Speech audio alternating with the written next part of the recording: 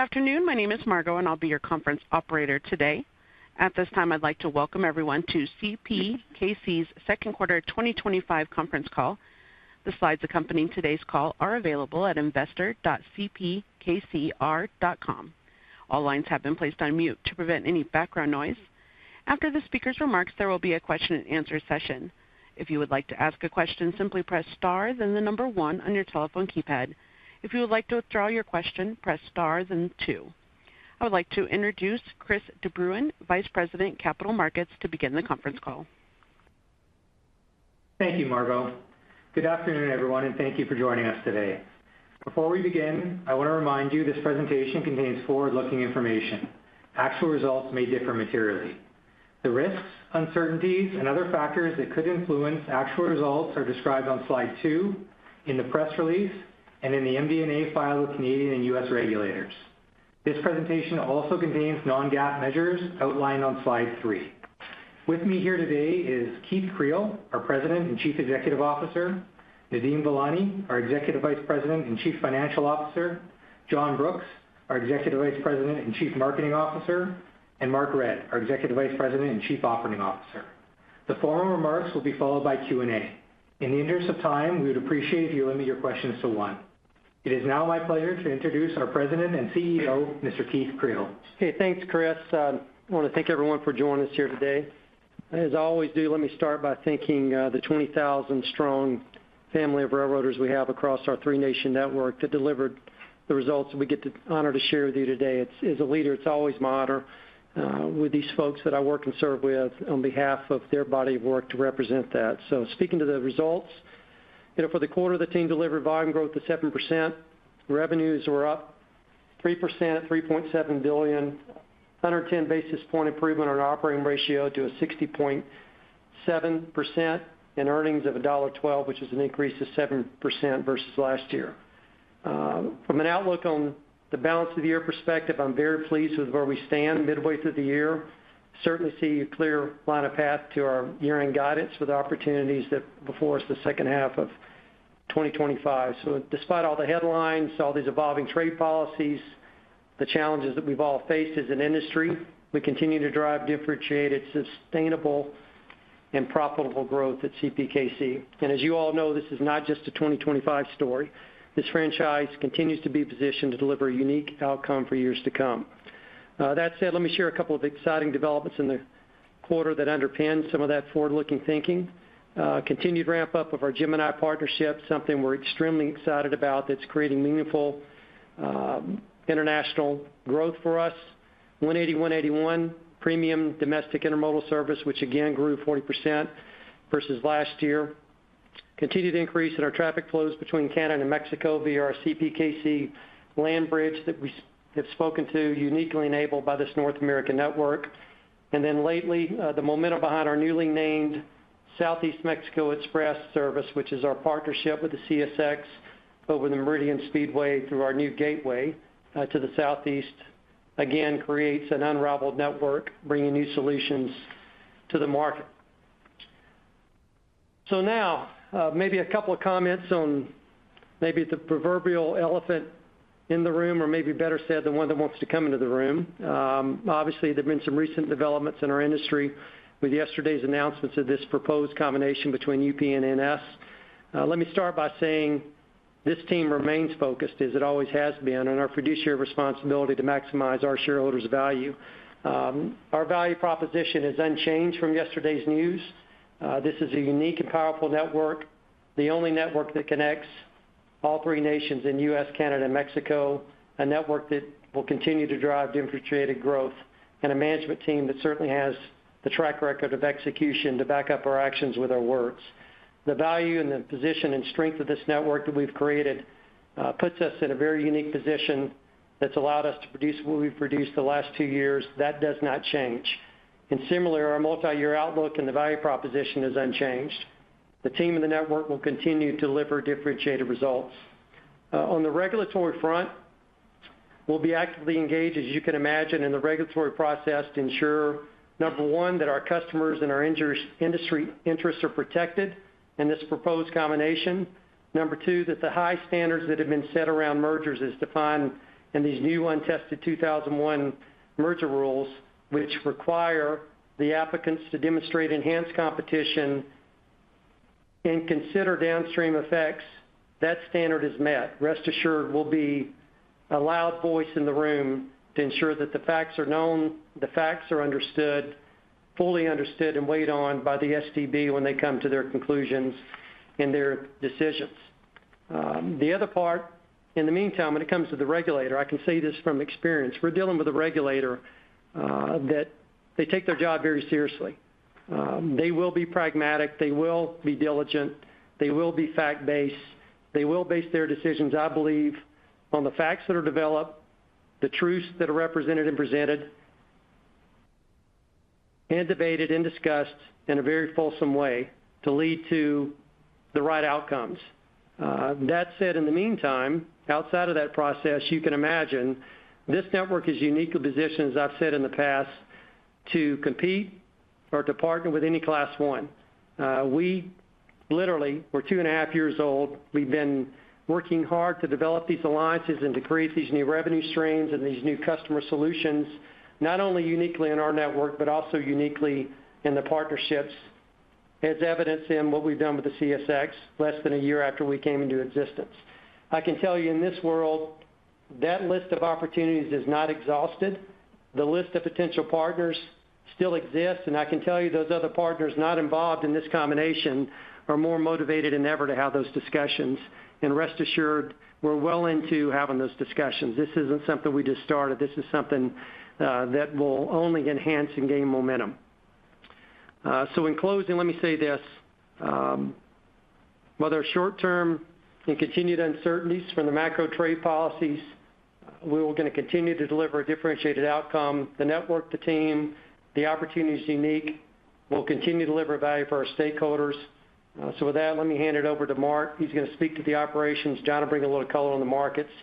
Nadine will elaborate on the numbers, and we look forward to the Q&A. Hey, thank you, Keith, and good afternoon. I'd like to start by thanking our employees for their hard work and dedication in the quarter and for their efforts toward the integration of our operating systems in the U.S. and Canada. This is a major merger milestone and a complex undertaking. While not without challenges, we have made a lot of progress over the last 2 months. I'm very pleased with how the team has pulled together to restore service to customers in the southern region of the U.S. network, who were impacted the most by the change.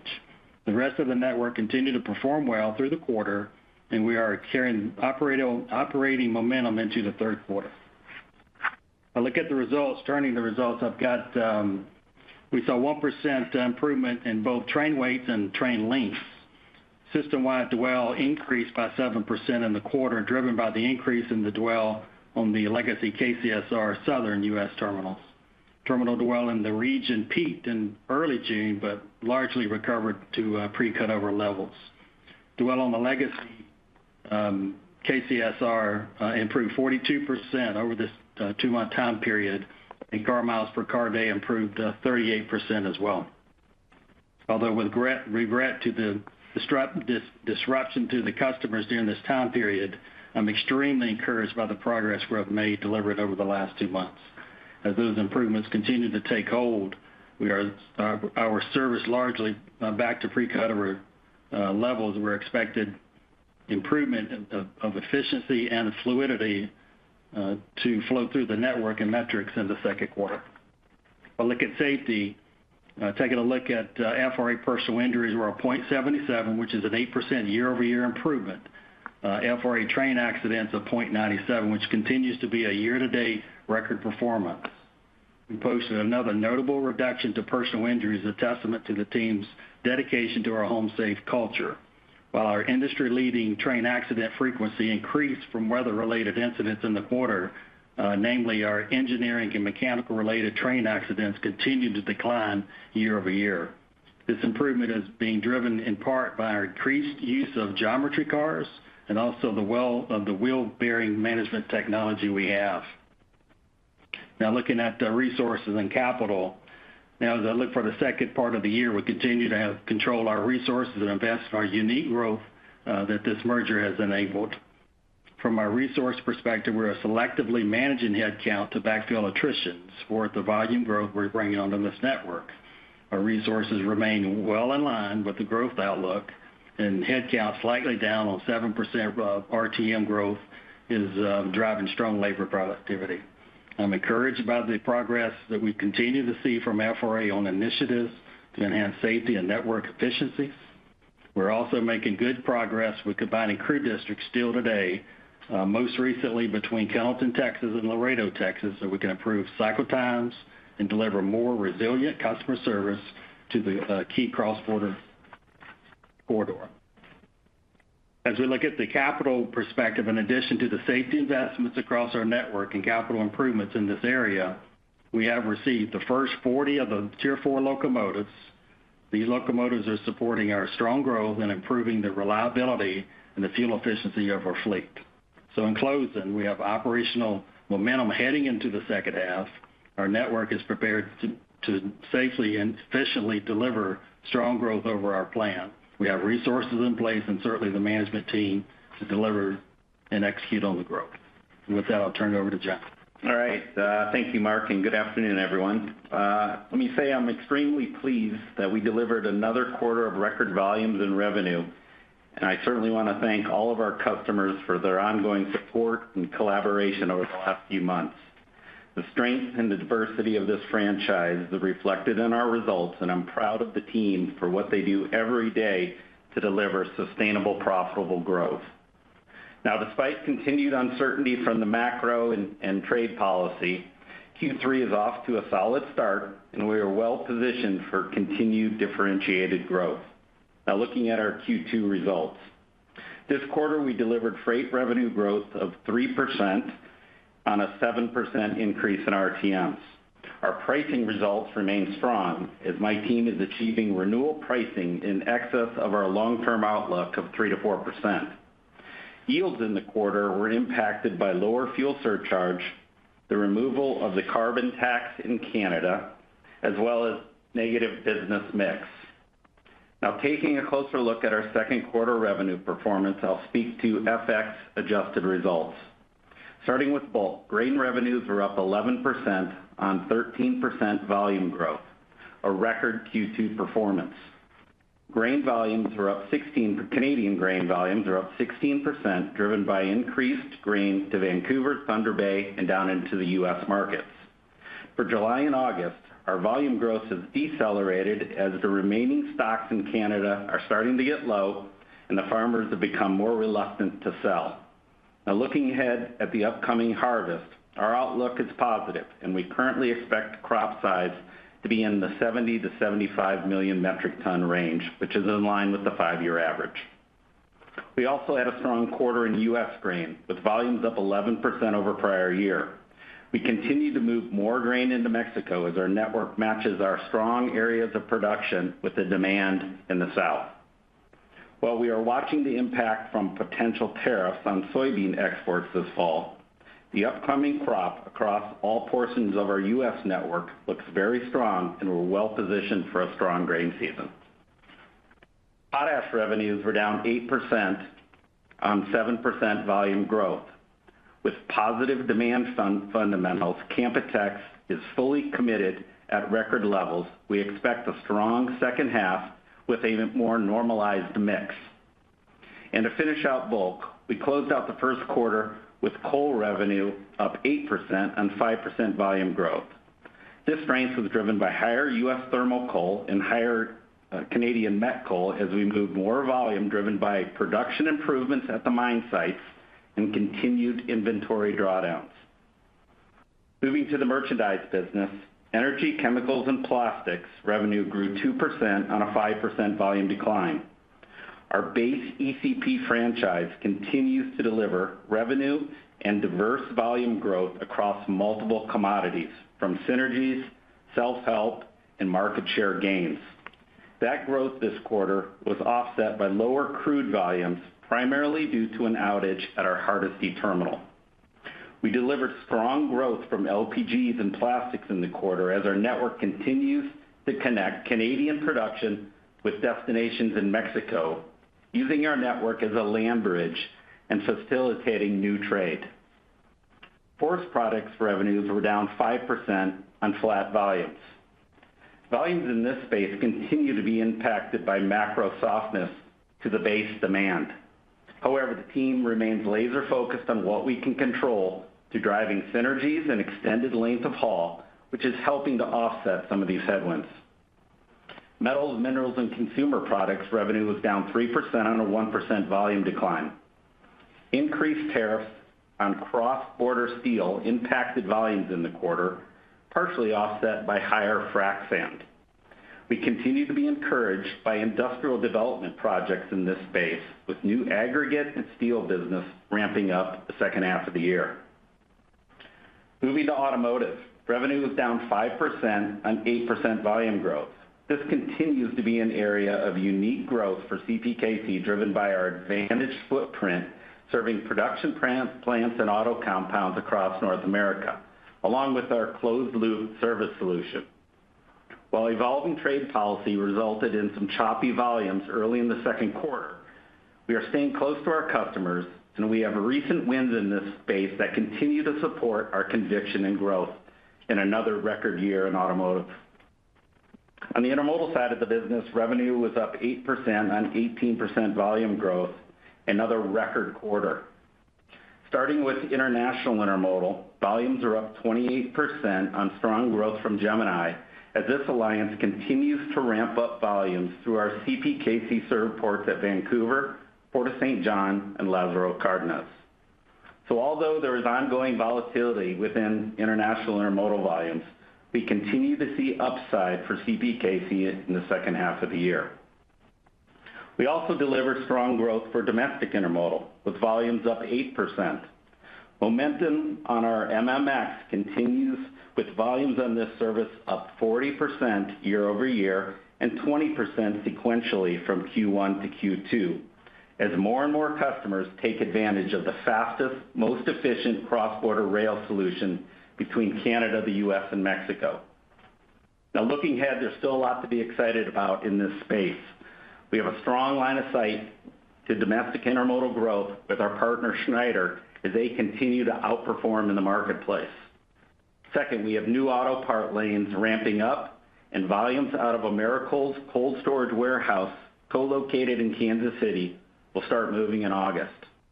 And finally, I'm also excited about our SMX service that Keith spoke about with the CSX.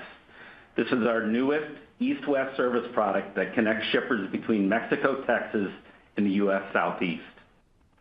So to close, while the macro and trade policy remains uncertain and creates certainly some choppiness across many of our customers' supply chains, our unique franchise is proving its resilience, and we continue to produce new volume growth. Now, looking forward, we are confident in our self-help growth initiatives, the strong fundamentals that underpin our bulk business, and our disciplined pricing strategy. And I feel good about our volume outlook as I look towards the full year. So with that, I'll hand it over to Nadeem. All right, thanks, John, and good afternoon. I'd like to start by thanking our railroaders for their hard work as well and dedication in producing this quarter's strong results. Our systems integration was a major merger milestone, and having combined systems in Canada and the U.S. will make this organization stronger and more efficient, while also creating opportunities for efficiencies and savings as we have better visibility to data and the ability to optimize workflow.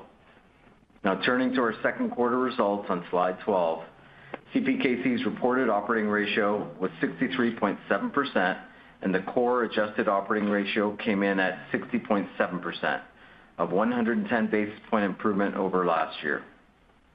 Diluted earnings per share was $1.33, and core adjusted diluted earnings per share was $1.12, up 7% versus last year.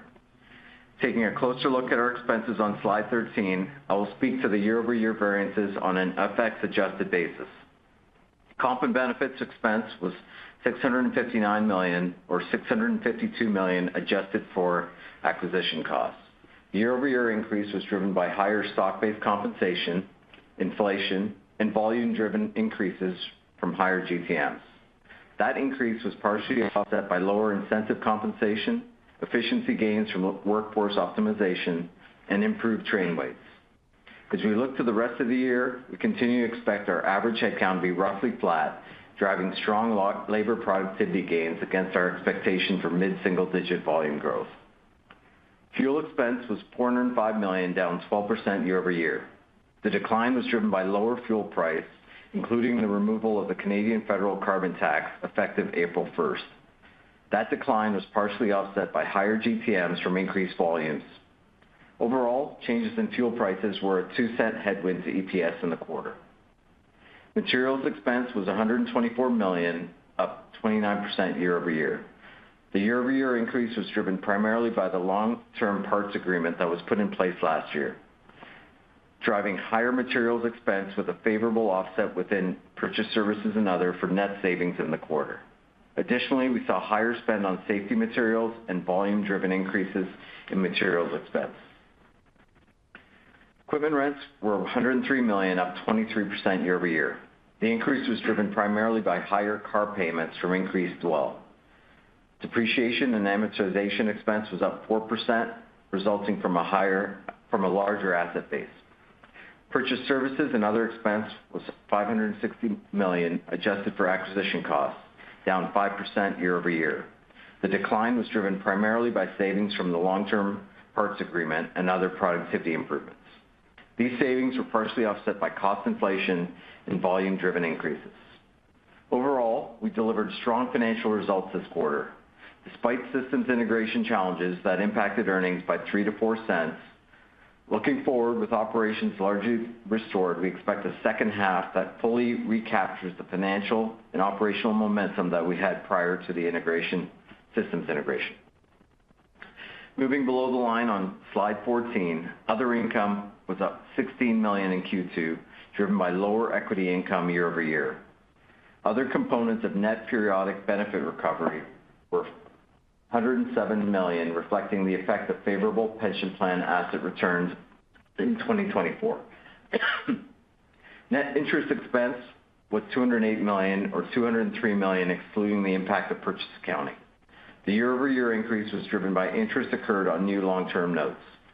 In the quarter, we also recognized a $333 million pre-tax gain on sale of our 50% equity investment in the Panama Canal Railway Company, which was excluded from core adjusted results.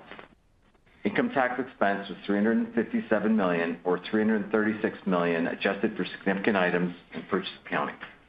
For 2025, we continue to expect CPKC's core adjusted effective tax rate to be approximately 24.5%. Turning to slide 15 and cash flow, Q2 cash provided by operating activities increased 6% to $1.36 billion. We continued our strategic investments in the network for safety and growth with CapEx spend of $743 million in the quarter. Cash flow remained strong as we delivered $605 million in adjusted free cash for the quarter. As we continue to generate strong top-line and earnings growth for the next several years while holding CapEx relatively flat, we expect continued strong cash flow generation as we reduce the capital intensity in the business. Turning to our share repurchase program, we continue to take advantage of the volatility in the market to reward shareholders with disciplined and opportunistic returns. At the end of the second quarter, we repurchased 16.4 million shares, or approximately 44% of the current program. As we look to the second half of the year, John and his team are delivering strong growth, and we are well on track to deliver mid-single-digit volumes for the year. The network is running well, and we continue to deliver discipline on price and cost control, with more opportunities on that front in the second half.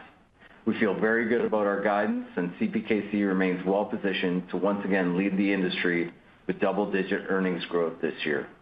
With that, let me turn things back over to Keith. Okay, thank you for the color, gentlemen. Now let's open it up for questions. Thank you. If you would like to ask a question, simply press star, then the number 1 on your telephone keypad. If you would like to withdraw your question, press star 2. As previously highlighted, please limit yourself to 1 question. And our first question comes from Chris Wetherbee with Wells Fargo. Please go ahead. Hey, thanks. Good afternoon, guys. Keith, I just want to maybe address, like you said, the sort of elephant in the room. Maybe you could expand a little bit on your thoughts here. I guess maybe the question is, as you see these industry dynamics playing out, I guess, how do you, or what do you view CP's sort of role in this process? Is there something to do from a strategic perspective? Are there commercial, things that you can try to accomplish? And is this something that you sort of push back against? I guess, how do you think about it from a regulatory perspective? So just sort of broad comments on your view of what's happening. Yeah, I think the answer is yes. Commercially, there's opportunity that's undeniable. This network that we've created, again, the way we connect with and partner with all railroads across all three nations, right down the middle of kind of the heart of America, gives us a chance to create unique partnerships and alliances. That's what we've been about doing. That's what we'll continue to do. Again, the CSX example is but one example. So rest assured, this gives us an opportunity, and obviously the other party's motivation, where we can help them win in marketplaces and compete to create new revenues or to protect existing revenues, to provide better service for customers or to win new customers that may or may not be concerned, or I'd say in this case, might be concerned about the risk that this proposed combination entails. It creates opportunities for us. So we're going to be hard at working those opportunities. I know with the best of intentions, the applicants would say they're not going to be distracted. But the reality of it is, having gone through this, the gravity of what they're pursuing is undeniably enormous. The complexity of it is undeniably enormous. There's going to be some distraction. And even if there were not, I guarantee there's some customers out there that they're sitting on the edge of their seats, looking at their existing supply chains, trying to hedge their bets, thinking, what's at risk? And what do they know? Their memories are not certainly clear from perhaps the condition the industry was in, specifically in the U.S., undeniably 3 years ago. It was a world where UP was in trouble, BNSF was having challenges, NS was having challenges, CSX was having challenges, all coming out of the pandemic and all the associated kind of quasi-meltdown of the industry as a result of all those things. And those customers experience a lot of pain and suffering. So to think about a combination and the risk that's going to unfold before them, consolidating with an industry, and I would suggest undeniably, they said it themselves, two railroads that have part in that problematic history of less than ideal integrations, they'd be irresponsible not to start looking at alternatives. So we're going to help in those discussions. It's our responsibility to. We owe that to our customers. We owe that to our shareholders. And I think the partners that we'll talk to that can play a part in that will feel the same way. And in fact, I've already had a couple of conversations, and I can tell you the sentiment is aligned with mine. That said, on the regulatory front, here's the other piece, Chris. This is not a standalone proposal. This does not just affect UP and NS. UP and NS both know this. The regulator knows this. We all know this. This could well be the trigger if this is approved and their facts fully represented, and that's our job to make sure they're fully represented before the STB, lead them to a decision that says this serves the public interest best. That could well and might likely trigger additional industry consolidation, an in-game scenario. So this downstream analysis that the rules require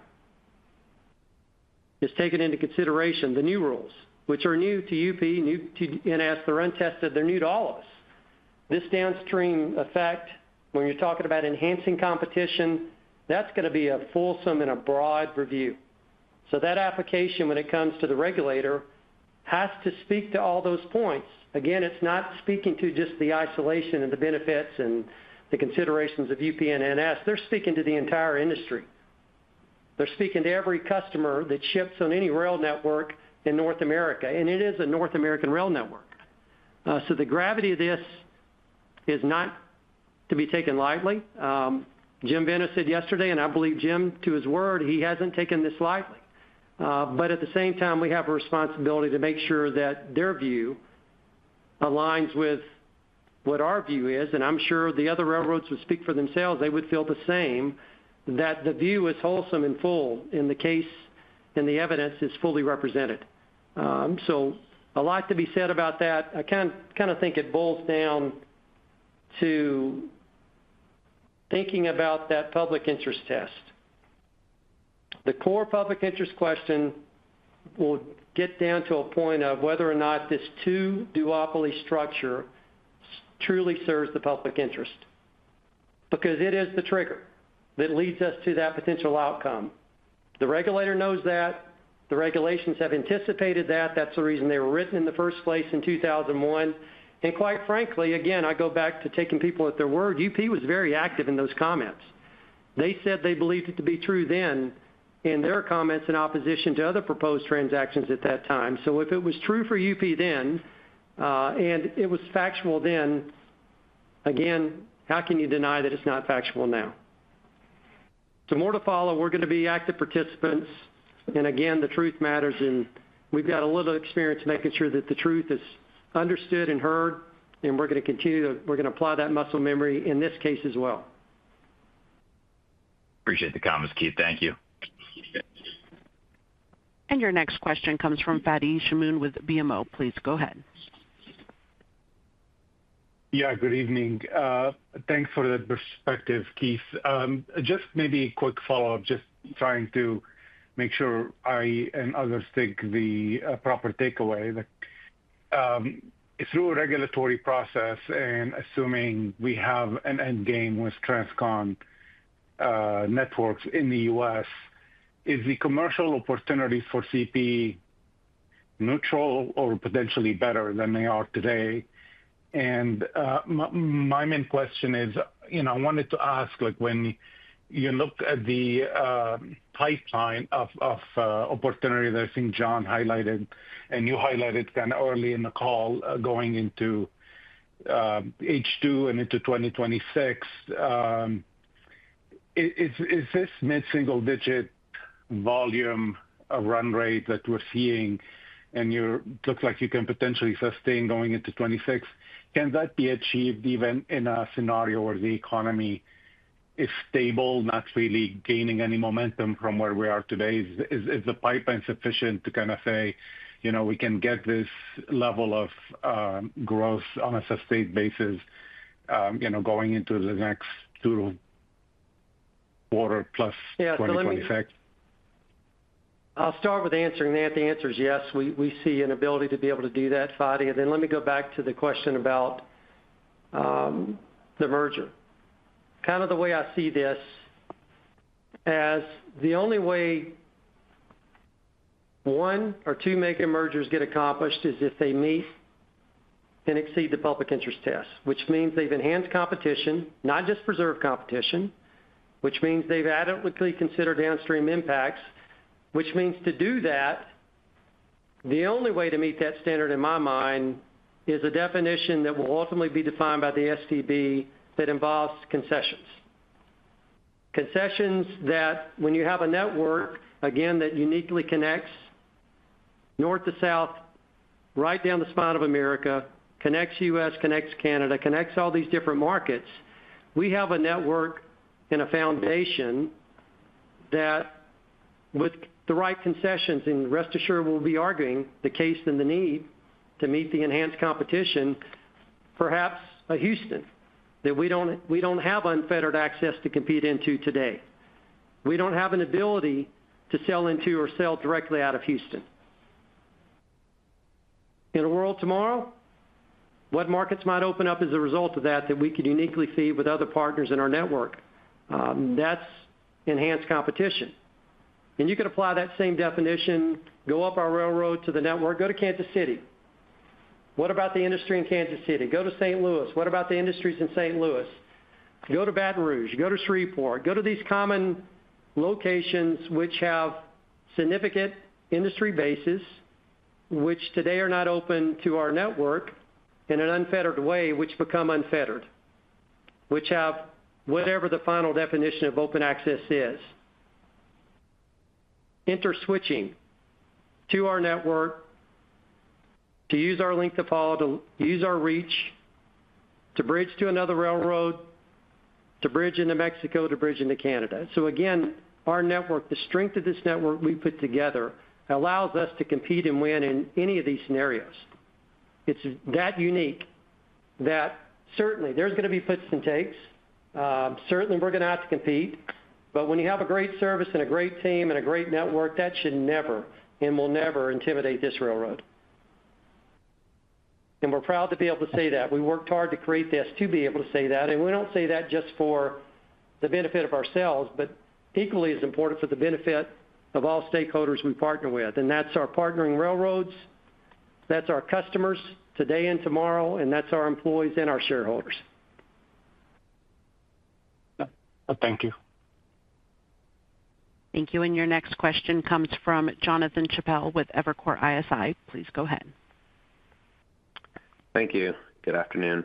I'm going to bring it back to CPKC. Nadeem, thanks for the 3 to 4 cent impact from the system crossover. From a cost, revenue, OR perspective, is there a way to quantify that for the second quarter? And then was it fully ring-fenced to that period, or is there going to be some overhang into July? And just how do we think about that sequential impact moving from 2Q to 3Q? Yeah, so I'd say it's about $30 to $40 million of revenue impact overall. So, and then a bit of, you saw that some of our operating metrics that were hampered during that post the day end period where we had additional dwell. We had some impacts from overall velocity as well, and impacted fuel efficiency. So the remainder kind of operating income is tied to higher expenses and missed efficiency opportunities. I'd say there's a small carryover into July, but not significant as far as some of the on the cost side, limited on the revenue side. So we'll start Q3 pretty fresh, I'd say. Great. Thank you. Thank you. Thank you. And your next question comes from Tom Wadewitz with UBS. Please go ahead. Good afternoon. So, Keith, you have in kind of a different setting expressed a pretty favorable view on single line service, and I think even looking at the success of the 180, 181, relative to your competitor, single line is important. Do you think that I guess when you look at it, you're taking a seemingly a pretty strong position, or a strong view, versus the UP-NS. Do you think that there are kind of opportunities they have on single line intermodal that would not affect CP? Or I guess I just want to understand a little bit better why there's some things that seem like they could be good for rail service, good for rail markets, that wouldn't necessarily be harmful to you. So is the concern about market power, is the concern about, just want to understand that a little bit better, recognizing that it seems like there is a case for single line service and broadening rail markets? Yeah, well, let me start with this. In isolation, I'm never going to argue against the benefits of single line service for any railroad and any customer. If a railroad can operate their network appropriately and manage their capacity and their service and produce the benefits of a single line move for a customer, that's the gold standard. So I'm not going to suggest that what UP and NS has proposed or what any combination will propose that enables that outcome, if it's exercised and produced the right way, is not a superior product. It's tough to compete against. I stand by that statement. But the reality is, this isn't just a standalone, isolated review of single line service. There are so many more multiple facets and complexities that get created by this combination that have to be weighed into this that will be in our analysis. So if I look specifically at intermodal, their single line service intermodal doesn't threaten my single line service intermodal. They don't have a network in Canada. That's where we're strong. We play to the strength of our network. We have the shortest routes in the most key markets, and we do extremely well with a premium service in Canada. With our combination, we've replicated that same model from Chicago to Mexico. This proposal doesn't impact that. It doesn't replicate that. It doesn't replace that. So again, I'm not threatened by that at all. So again, single line service is the gold standard. If you can do it and execute it the right way and manage your railroad to deliver a service that allows the customer to benefit from reliable service, efficient service that will let you turn assets and take out handlings and car savings. All those are to be true in a formula. I agree completely with Jim in that. We're aligned on that. It's undeniable truth. But again, this isn't just about single line service. This is about a whole lot more than that. And again, all the facts have to make sure that they're known and understood as it relates not only to UPNS and their customers that would benefit from that, but also as it relates to a duopoly system of railroads in this North American network. That's potentially what we're going to. That's what this triggers, most likely. And they know that, and we know that, and you know that. How that all shakes out, I don't know. The outcome of that will be determined by the regulator.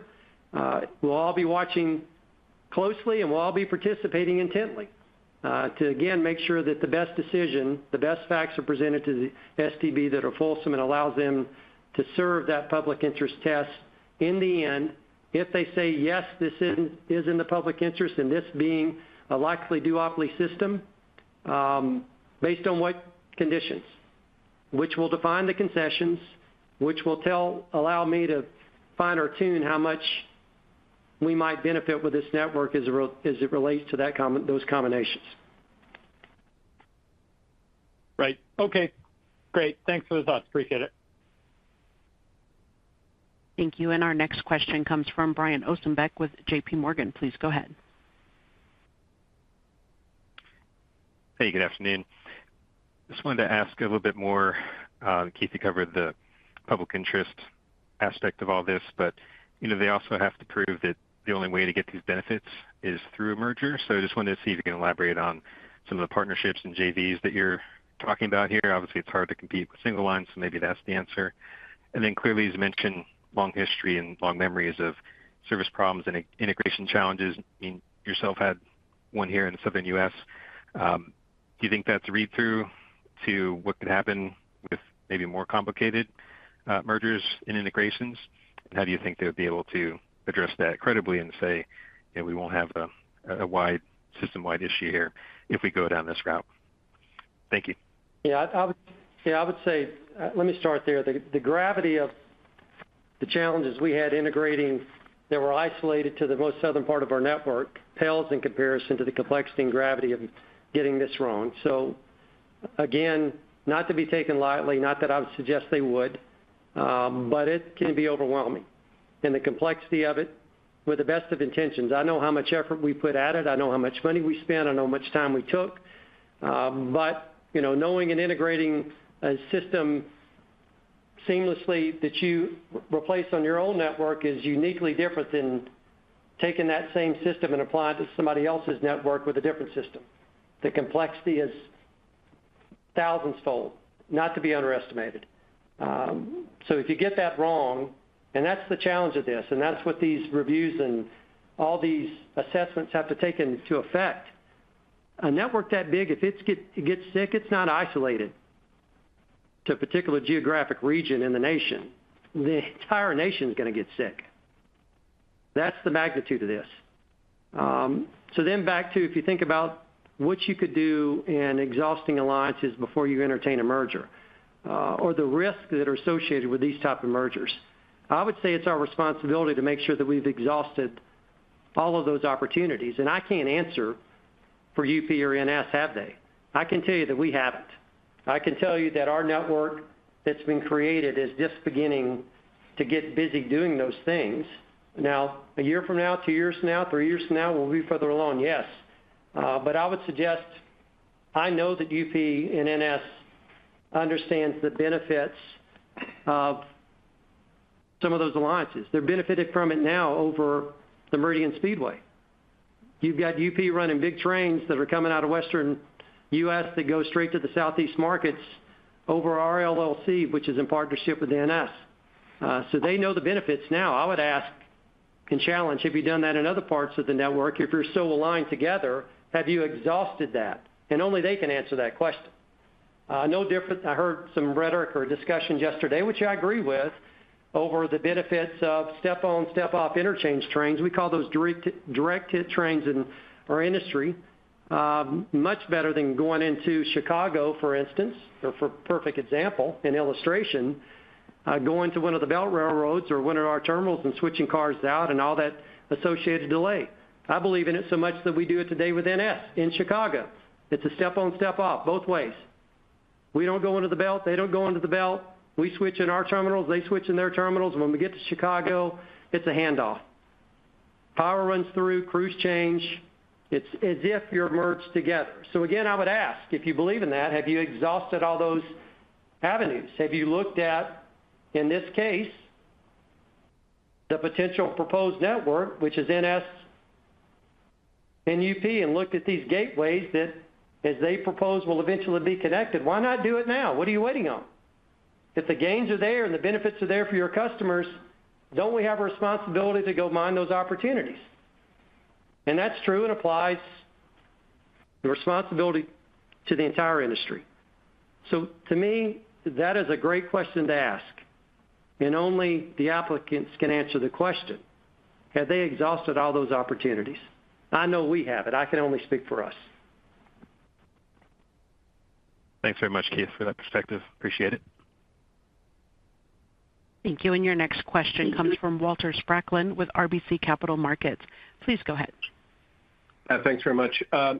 Can we just do a kind of a hypothetical where, let's say, the Transcon rail mergers do go ahead? In that scenario, Keith, what are the options? Where are you suggesting that commercial options are the main and only course of action for you, or would you consider as well going to a round two of consolidation and looking to involve yourself, CP, with one of the Transcon railroads from a consolidation standpoint? You know, I think the simplest way to answer that is our responsibility at CPKC is to make sure we remain in the best position to create shareholder value and all stakeholder value. That's what our obligation is. So as that plays out, as this unfolds, we certainly will be active participants, but we're going to be active observers as well. This team and this network represents industry-unique value and industry-unique strength. So in all these multiple scenarios, you can whiteboard them all, and I'm sure we're going to eventually get to a point where we think and evaluate, consider all. But I could make a case that in any mix that you propose, but one, there's one that we never would be able to, for obvious reasons, partner with in that kind of way. This industry and this team, this network, within this industry, this team and this network represent compelling value. And it's our job to make sure it's realized. That's excellent. Thank you, Keith. Thank you. Thank you. And our next question comes from Scott Group with Wolfe Research. Please go ahead. Hey, thanks. So, Keith, when you talk about enhanced competition and concessions, if you just think about your wish list of what you'd want to get, like what's the opportunity for CP? Is this tens of millions of dollars, hundreds of millions of dollars? I don't know if there's a way to quantify it, but any thought on it? And then maybe just back to just like the quarter and earnings, Nadeem. Any thoughts on how to just think about the OR progression in Q3 and the back half of the year? Sure. Let me just answer that, Scott. I mean, we'll continue to see sequential improvements Q3, and I think we've had Q4 be typically our strongest quarter of the year, and so you'll see a kind of a step function improvement in Q4 versus Q3. And we've mentioned this year a couple of times that we see the sub 60 OR for the year, so I think we're not backing off of that. There's no need to. We still have visibility with the strong volumes and the recovery of the network, and I think we can achieve that for the year as well. So with that. Okay. Scott, I'll hypothetically, and again, this is hypothetically, I can't really give you a good answer until I see what the concessions would be. Now, I've got a list, I've got some ideas, but, depending on how successful we are in achieving those outcomes, will determine what that number is going to be.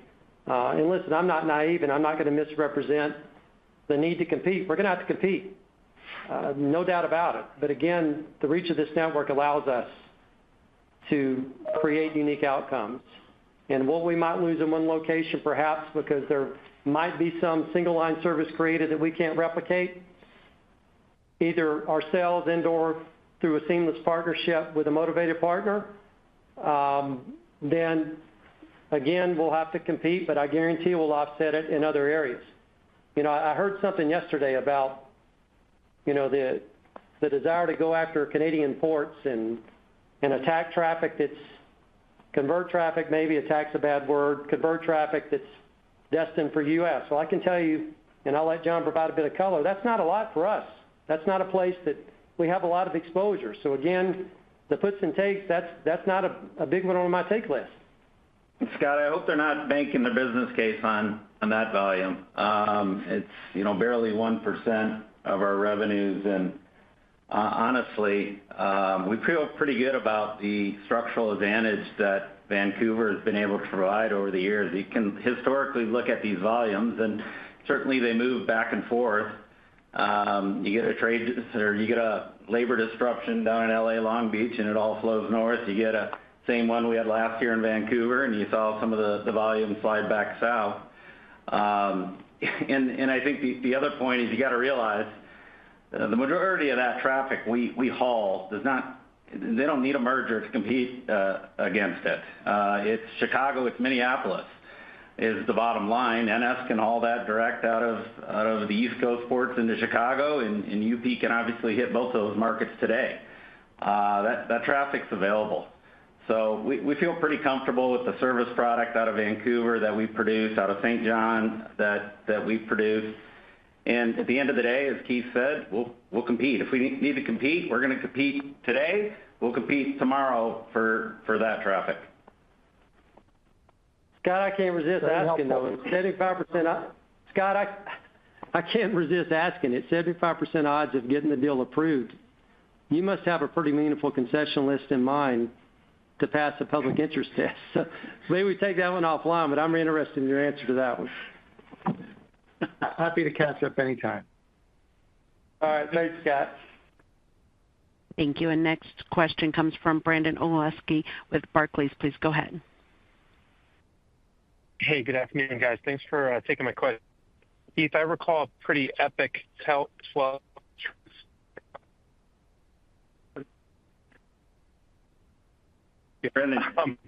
But John, maybe you can speak to the specifics of tariffs on your business and the growth outlook, just looking into the back half of the year. How is that impacting the auto business, maybe specifically, but more broadly, should we be thinking about other impacts that may? Thank you. Brandon, you're kind of breaking up a little bit. I think I got the most of this. Looking at the back half of the year, undeniable trade uncertainty and macro issues. We're keeping it pretty basic. We're focused on the self-help initiatives, the synergies, and frankly, that's what's driven our differentiated growth these last couple of years. The good news is that pipeline remains strong, and we see a good building of that through the second half of the year. Second piece is our bulk franchise. We had a really strong outlet the second half of the year on our bulk franchise. As I think I mentioned, we got really good grain crops framing up across our U.S. network and also across Canada. We got record potash demand, relationship with Canpotex, and that business has never been stronger. It's performing quite well. And we got a really strong coal outlook the second half of the year.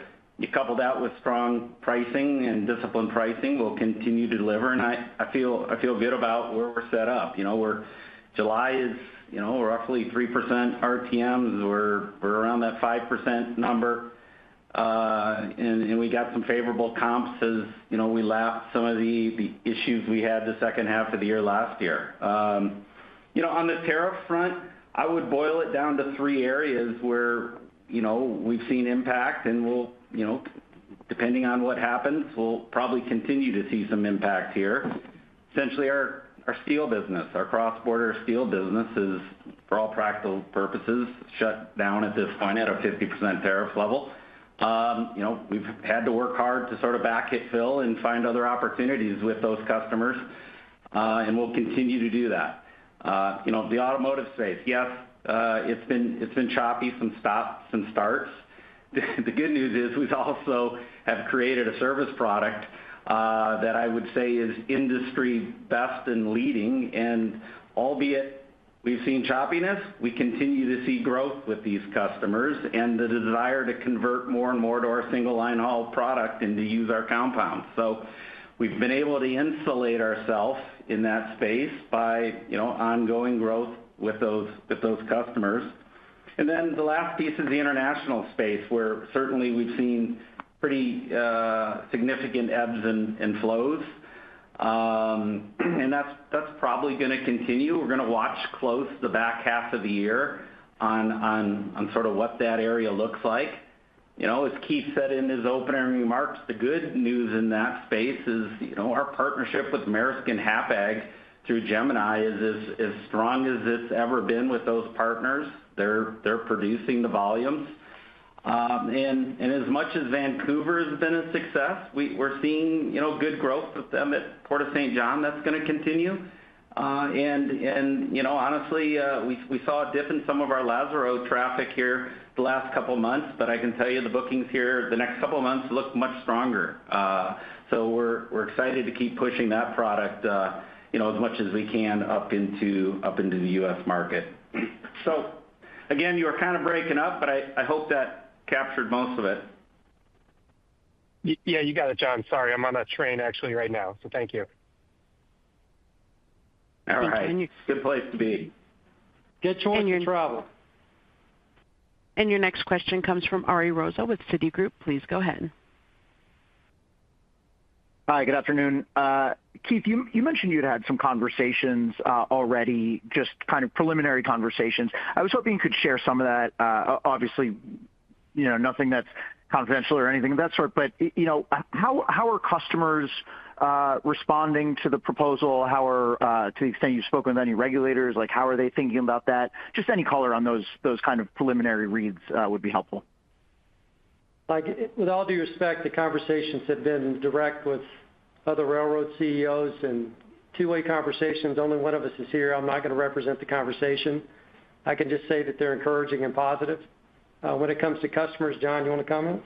Yeah, so honestly, the phone's been pretty active on that front already. I'd say as much as trying to understand, given that what we lived through these last few years are leading up to this transaction, trying to get a read, Ari, on our feeling around the likelihood of this and can it be done?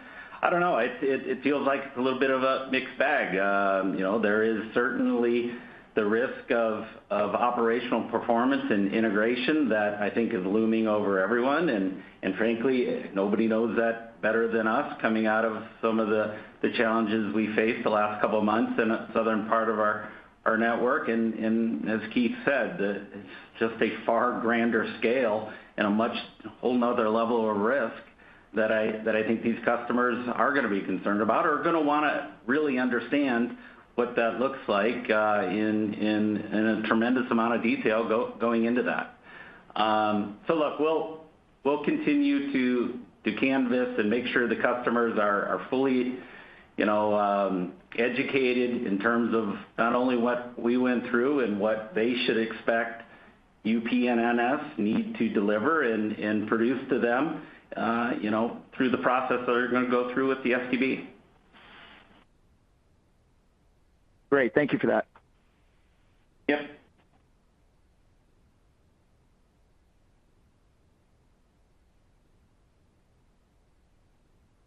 And your next question comes from Steve Hansen with Raymond James. Please go ahead. Yeah, thanks for the time, guys.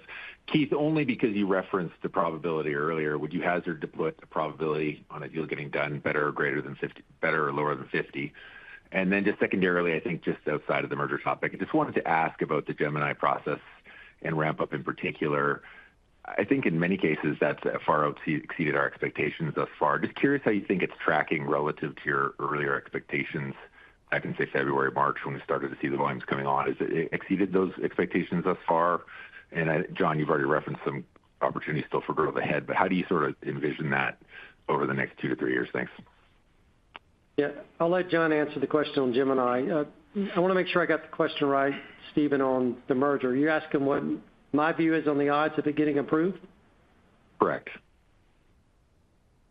I mean, that answer depends on the concessions that are proposed and the concessions that are willing to be accepted. So it's hard to put odds at it. I'll just say this. They're going to be meaningful. They'll have to be meaningful to address the holistic impacts of a potential in-game scenario. There's no way to deny that. So it's not, again, just in isolation UP&S. It has to consider the potential end game. The rules require it. All the parties understand it. So more to come on that. We'll just have to see how this thing plays out. And rest assured, I'm kind of thinking about in history and memory the comment earlier, a minute ago, about the integration risk. If I can remember, and I'm still working, and this is my 33rd, 34th year in the industry, but as a young operating officer, I lived through the SB-UP combination, the 2 associated industry meltdowns with that. I lived through the Conrail carve-up. I can remember the complexities and the challenges that are created with those combinations. And I would just suggest if I'm still working, I'm a bit more seasoned than I used to be, but I'm still got a lot of run left in me. There's like scenarios and situations in these large companies where they were too. And they were people that were in entry-level jobs just like I was, and they lived through the realities, undeniable realities of these complex combinations, and they're going to be asking those questions too. Except today they're in positions perhaps like we are with more increased responsibility to their organizations. So the answers are truly going to matter to them. And Steve, regarding Gemini, I'd say we're extremely pleased with how it has started up so far. We've recently, met and continue to meet with both partners that are very pleased with the service performance that we've been able to tag on to their vessel and ship performance. I would say the volumes have ramped up faster in Vancouver than I think they expected and we expected, but it's been a good thing. And I would say we're still in the middle innings of the journey with them. So I'm quite pleased with that. And really, as you think about growth over the next 18, 24 months, we haven't really scratched the surface to the level I think all the parties want to, as you think about Lazaro. So I think there's still opportunity there that has maybe been weighed down by some of the tariff and trade talk. So we're still excited about that, and we got a lot of capacity online now at St. John. So I think there's still some upside with the partners at that port. And John, just to add, Steve, this is Mark. The dream we had is coming on South Shore with just building service straight out of the facility, being able to go and penetrate into the eastern market straight from Vancouver. With Gemini, we've been able to do that. We've been able to build train straight off of that port and go straight to destination. To overlay that with the new locomotives that we're adding to the 100 series fleet in Canada, certainly upside and really just creates that quality service plan we need to give them, and we are. Appreciate the color. Thanks, guys. And our next question comes from Stephanie Moore with Jefferies. Please go ahead. Hi, good afternoon. Thanks for the question. Keith, really appreciate the insight and time you're spending kind of walking through the puts and takes of the proposed merger here and providing your insight from your own experience. I guess one follow-up to a point you were making earlier in terms of gateway options, but if I recall, I think the official ruling from your own deal here from the STB, it talked about protecting competition and not necessarily competitors. So I wanted to, one, do you think that the board would likely take a similar stance in this deal, or has something changed? And then second, maybe talking about, the ability to, ensure existing gateways are still preserved, and, if that wouldn't be the case based on the merger proposed, and potentially both transcon mergers. Thank you. Again, I can't speak for the STB. I could imagine a world where some of those solutions are part of the considerations, but you mentioned a key word. Under our consideration and under the rules that we were approved, the STB was governed by a standard that said you had to protect competition. That's not the case anymore. Don't exist anymore. There'll never be another merger that just has to protect competition. They have to enhance competition. So when I hear that there's only 20 customers that go from 2 to 1, and we have an answer, then the next question I have is, what does the answer do? Does it preserve or does it enhance? Because if it just preserves, it doesn't meet the public interest test. It must enhance. That's a unique and undeniable material difference that these merger rules represent. They're untested, and rest assured the STB will want to get this one right. Because by their own admission and by the industry, including UP's own admission, this very well could trigger total industry consolidation that leads to an endgame scenario where you have 2 duopolies across this nation. It has to get right. It has to be done right to serve the public interest. Thank you. Thank you. Thank you. And our next question comes from Daniel Imbrio with Stephens. Please go ahead. Yeah, thanks for squeezing me in, guys. Good evening. John, I want to follow up on actually the pricing back on the CPKC side. I think you talked about 3 headwinds in the quarter on fuel prices, the carbon tax, and then mix. Any way to quantify those cents per RTM headwinds as we parse through 2Q, and which of those will continue in the back half? And if we heard you right, it sounds like core pricing is staying above that 3 to 4% range. I guess when should we think about that beginning to flow through the model more to the bottom line and maybe not being masked by some of these other headwinds? But flowed through first quarter pretty well. Daniel, just to give you a perspective, fuel and the carbon tax essentially 100% wiped out pricing, and mix was minus 4%. Is how it broke down. Frankly, just you saw the intermodal growth, the international intermodal growth we saw combined with really strong bulk growth, and those average cents for RTM in those business units is slightly below the corporate average. So hence the mix challenge. Looking forward, I think fuel we expect to improve. So we'd see, I think, a better outcome there. We're going to continue to have the carbon tax headwind. And, as I look to the second half year volumes, I think mix improves some, but it's probably still going to be a headwind because we are expecting a pretty big bulk back half of the year too, with the grain, the potash, and the coal. Hope that helps. Yep. Super helpful. Thanks for the color. Thank you. And your next question comes from Ken Hoexter with Bank of America. Please go ahead. Hey, great. Good evening, Keith and team. So I'm sorry, just to clarify, Keith, are you saying that CPCN is now off the table? It was only a couple of years ago, CP tried to make the case for each of the Eastern rails. Sounds like you're saying you're inclined that this is only a duopoly structure process, and you're going to now lead the fight for concessions and detailing the risks to the regulators versus you jumping in the round and seeing, dancing with who's left. Is that kind of what you're saying, that then the only realistic option on the table? And then I guess, Nadeem, just to clarify one thing you mentioned on the OR, right? You said I just want to understand, given the impact to 2Q OR from the network issues, you mentioned kind of going into the 50s. I just want to understand, should we see an outsized historical shift from 2Q to 3Q, just given the network issues from 2Q? No, I mean, the OR wasn't greatly impacted in Q2 by the network issue, by the systems integration, there was a 3 to 4 cent EPS, but it didn't affect the OR significantly, Ken. So I would say that they'll year over year, you'll see probably the best OR improvement in Q3 relative to the other quarters. So I'm giving you a lot of quarterly OR color there, Ken. But I just say continued improvement and then continued improvement in Q4 and sub 60 for the year. So thanks. I guess, Ken, the best way to answer your question is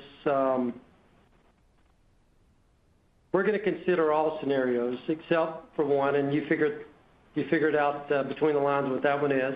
At the end of the day, it's our job to make sure we create and leverage this team and network to create the most value for our stakeholders, and whatever definition allows us to meet that standard, we've got a fiduciary responsibility to consider it. And that's exactly what we'll do. We won't be confined by traditional, so maybe you expect the unexpected, who knows? I don't know. I don't know what the facts are going to be. I just know that as they're revealed, we're going to understand them, and we're going to meet our fiduciary responsibility. Thanks, Keith. Thanks, Nate. Thanks, Ken. Thanks, Ken. Our next question comes from Ravi Shankar with Morgan Stanley. Please go ahead. Great. Thanks, everyone. If I can squeeze in a non-M&A question here. Apologies if I missed this, but I think you mentioned MMX volumes were up 40% year over year and 20% sequentially.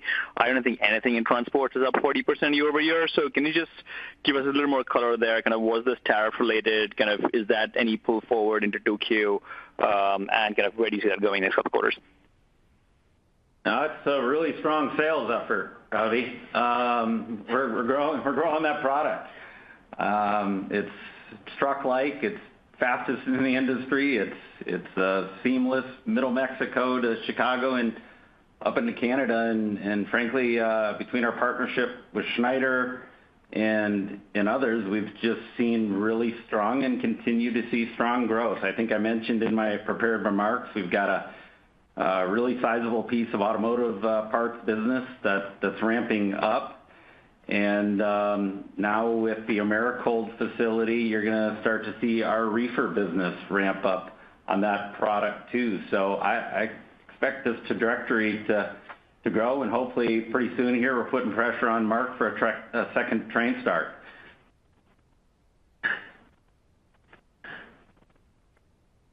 That's it. Okay, thanks, Ravi.